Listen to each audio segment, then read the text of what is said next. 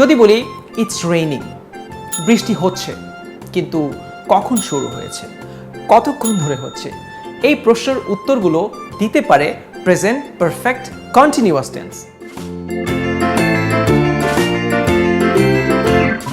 Hello বন্ধুরা, আজকে আমরা প্রেজেন্ট পারফেক্ট কন্টিনিউয়াস টেন্স শিখব। প্রেজেন্ট পারফেক্ট কন্টিনিউয়াস টেন্স খুবই মজার একটি টেন্স। এক্ষেত্রে আমরা ফ্রম কিংবা সিন্সের ব্যবহার করে অথবা ফর এর ব্যবহার করে সময়কে স্পেসিফিক করতে পারি। যেমন I have been writing a book from March অথবা I have been writing a book since March. বাক্য দুটিতে আমরা দেখেছি একটিতে সিন্স ব্যবহার করা হয়েছে আর একটিতে ফ্রম ব্যবহার করা হয়েছে। অর্থগত কোনো পার্থক্য নেই। আসলে প্রেজেন্ট কন্টিনিউয়াস টেন্স এবং প্রেজেন্ট পারফেক্ট কন্টিনিউয়াস টেন্সের মধ্যে তেমন কোনো পার্থক্য নেই। তবে প্রেজেন্ট কন্টিনিউয়াস টেন্সকে যদি টাইম ফ্রেমে বেঁধে ফেলা হয়, যেমন কাজটি চলছে কিন্তু কতক্ষণ ধরে চলছে, কখন শুরু হয়েছে, কবে থেকে শুরু হয়েছে, এই প্রশ্নের উত্তরগুলো দেয় হচ্ছে প্রেজেন্ট পারফেক্ট কন্টিনিউয়াস টেন্স।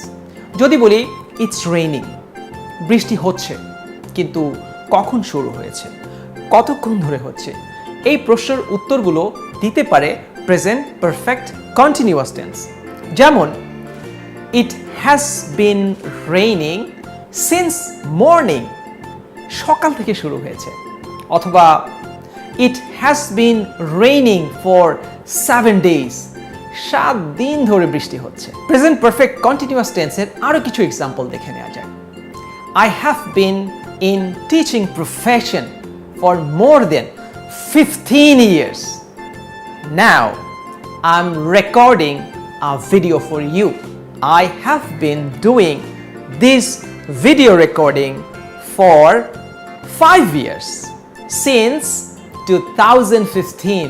এই এক্সাম্পলগুলো থেকে আমরা ধারণা পেলাম যে প্রেজেন্ট পারফেক্ট কন্টিনিউয়াস টেন্স ব্যবহার করে খুব সহজেই পয়েন্ট অফ টাইম অথবা ডিউরেশন উল্লেখ করা যায় এবং প্রেজেন্ট কন্টিনিউয়াস টেন্সকে আরও পরিপূর্ণ রূপ দান করে প্রেজেন্ট পারফেক্ট কন্টিনিউয়াস টেন্স।